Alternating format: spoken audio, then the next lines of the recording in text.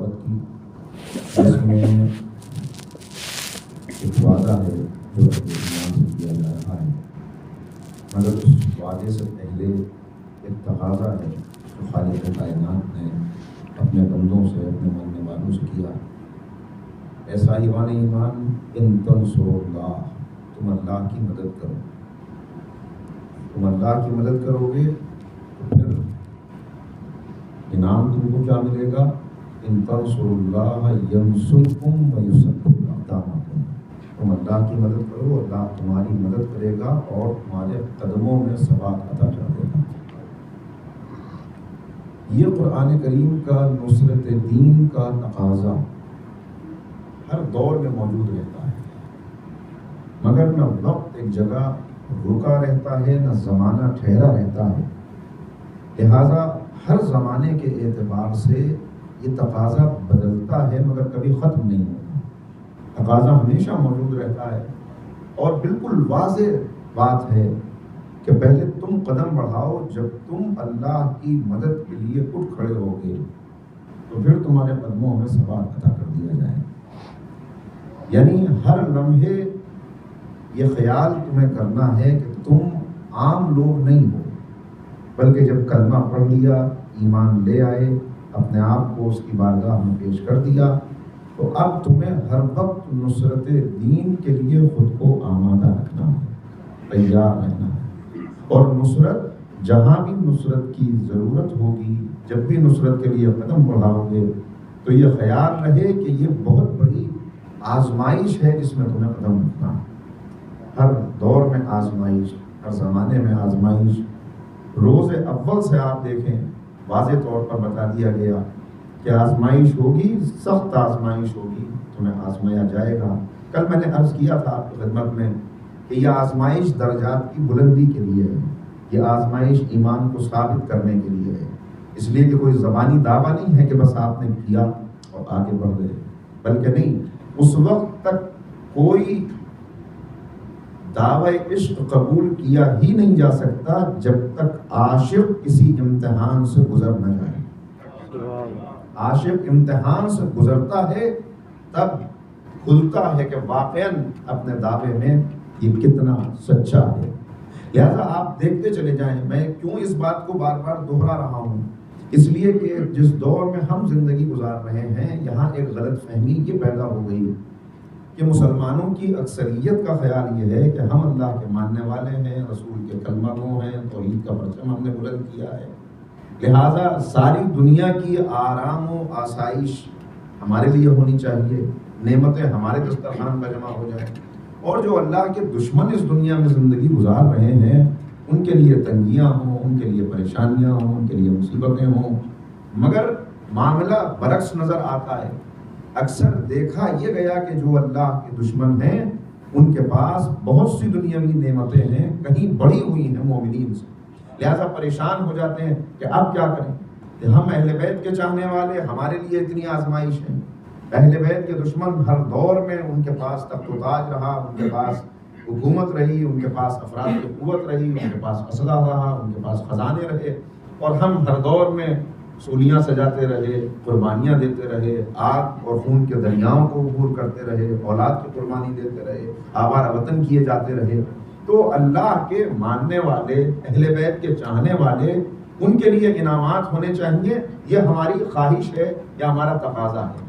لہٰذا اس بات کو بالکل ذہن میں واضح کرنا ہوگا کہ اللہ نے گویا بتا دیا پہلے ہی دن سے کہ دیکھو ہم تمہیں آزمائیں گے، اور اگر ہماری راہ پر چلنا ہے تو تمہاری آزمائش اور زیادہ سخت ہوگی۔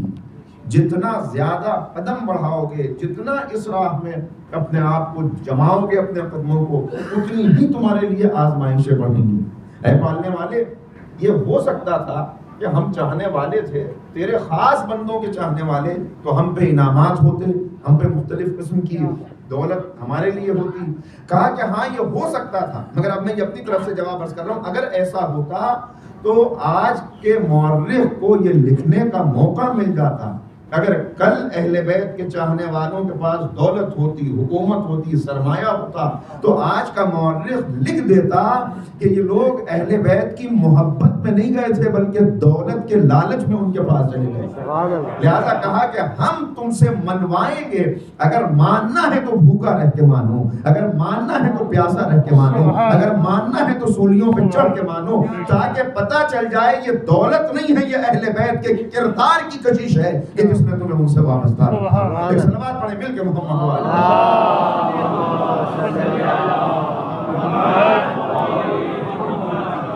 لہذا یہ آزمائش ہر دور میں رہتی ہے، اور یہ آزمائش سخت ہو جاتی ہے اس وقت جب تاریخ کا ورق پلٹنے والا ہوتا ہے.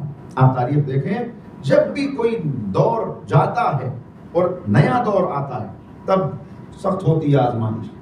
اور اب ہم قدم بڑھا رہے ہیں الحمدللہ، اس طرف نظر آ رہا ہے کہ وہ وقت دور نہیں ہے. کتنا قریب ہے اللہ کے علم میں، کتنا قریب ہے امام کے علم میں، جو خود بھی انتظار کر رہے ہیں. لیکن تاریخ کا ورق جلد ہی پلٹنے والا ہے، اور جب پلٹنے والا ہوتا ہے ورق تب دعوے کرنے والے بہت نکلتے ہیں.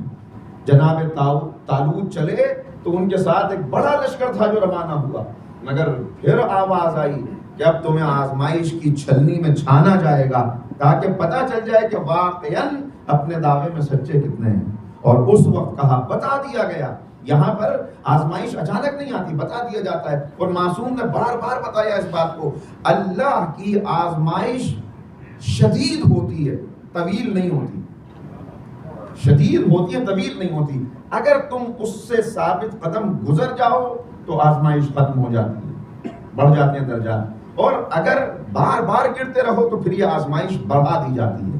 لہذا اب اعلان کر دیا گیا، پہلے ہی بتا دیا گیا کہ تمہاری آزمائش ہے، گھر سے نکل تو پڑے ہو ساتھ دینے کے لیے، پرچم توحید کو بلند کرنے کے لیے، مگر اب یاد رکھو اب پیاس کا غلبہ ہے، اب زبانیں اینٹ رہی ہیں، اب حلق میں کانٹے پڑے ہوئے ہیں، اب چٹک گئی ہے تمہاری زبان. مگر گزرنا ایسی جگہ سے ہے کہ جہاں دریا ہے، پانی ہے، مگر پانی پینا نہیں ہے.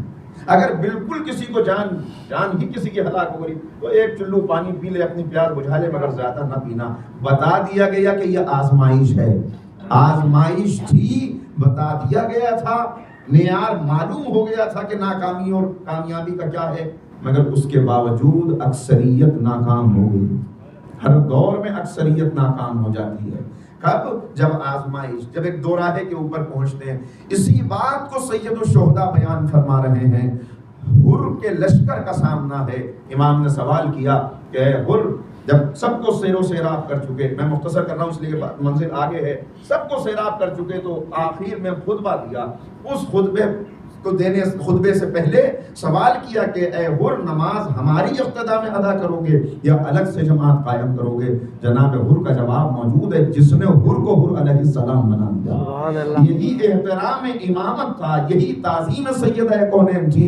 کہا فرزند رسول آپ کے ہوتے ہوئے یہ ممکن نہیں کہ جماعت الگ ہو، نماز تو آپ ہی کی اقتدا میں ہوگی. یہی احترام تھا. نماز ہوئی، امام نے خطبہ دیا، اور اس خطبے کا آخری فقرہ، ان الناس عبید الدنیا والدین ضیق علی السنتہم. لوگ دنیا کے بندے ہیں اور دین ان کے نو کے زبان تک ہے. انہوں نے دین کو زبان کا چٹخارا بنا دیا. کب پتہ چلتا ہے؟ پتہ اس وقت چلتا ہے جب دوراہے کے اوپر پہنچتے ہیں، جب دین اور دنیا میں کسی ایک کا انتخاب کرنا ہوتا ہے، جب دین پوچھتا ہے کہ بتاؤ کیا دے سکتے ہو ہماری راہ میں؟ کوئی قربانی دو گے؟ دولت قربان کر دو، عزت قربان کر دو، اولاد قربان کر دو، اپنی جان کی قربانی دو. اس وقت پتہ چلتا ہے. اور جب ایسی آزمائش کی گھڑی آتی ہے تو اب معصوم بتا رہے ہیں قلت دیانون، اس وقت ثابت قدم رہنے والے بہت مختصر افراد ہوتے ہیں.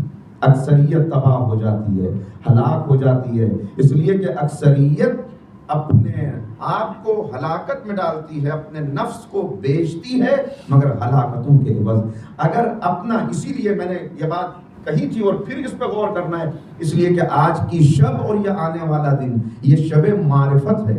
معرفت، اللہ کی معرفت اسی لیے اس کو روز عرفہ اور یہ شب عرفہ اس لیے کہ معرفت حاصل کرنی، اپنے نفس کی معرفت، اپنے رب کی معرفت، اپنے امام کی معرفت. اور معرفت شروع کہاں سے ہوتی ہے؟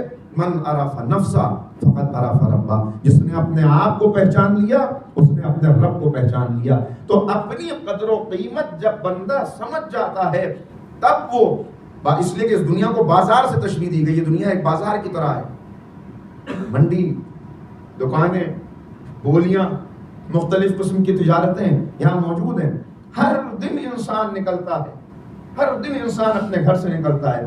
کوئی اپنی قیمت جانتا ہے تو بازار سے فائدہ اٹھاتا ہے، کوئی اپنی قدر و قیمت نہیں جانتا تو بہت کم داموں پر اپنے آپ کو فروخت کر دیتا ہے، خسارہ اٹھاتا ہے. نہیں، میں ایک جملے میں بات کو آگے بڑھاؤں. جب بندہ اپنی قیمت کو پہچان لیتا ہے تو اپنے نفس کو ہلاکتوں کے عوض نہیں بیچتا، بلکہ اس کا نفس بکتا ہے تو اللہ کی مرضی مل جاتی ہے. سبحان اللہ. جب اپنی قدر و قیمت پہچان لے. مگر اکثریت تباہ ہو جاتی ہے، برباد ہوتی ہے، اور وہی اکثریت آپ کو نظر آئے گی. ذرا چشم تصور سے دیکھیے 60 ہجری آپ کو نظر آئے گا کہ وہی اکثریت ہے جو آج پھر بربادی کے راستے پر چل رہی ہے. اکثریت کہاں ہے؟ فرزند رسول کا قافلہ، مختصر افراد گزر رہے ہیں. اور اکثریت کیا کس چیز میں مشغول ہے میں نہیں عرض کر سکتا. مگر میں نے کل کہا تھا کہ رسوم اور رواج پر جب انسان ڈٹ جائے اور حقیقت اور شعور اور بصیرت سے دور ہو جائے تو پھر اس کو معلوم نہیں ہوتا کہ ہم کیا کر رہے ہیں. وہ سمجھتا ہے بس اس کا ایک ہی بات ہوتی ہے اس کی زبان پر، ہم نے اپنے آباء و اجداد کو ایسے ہی کرتے ہوئے دیکھا، زمانہ ایسے ہی کر رہا ہے، لوگ اسی راہ پر چل رہے ہیں، ہم اکیلے کیا کر سکتے ہیں. یہ بہانے، یہ باتیں ہوتی ہیں. اور جب یہ باتیں زبان پر آ جائیں تو ایسی زبان کبھی معصوم کی آواز پر لبیک نہیں کہہ سکتی. طواف کا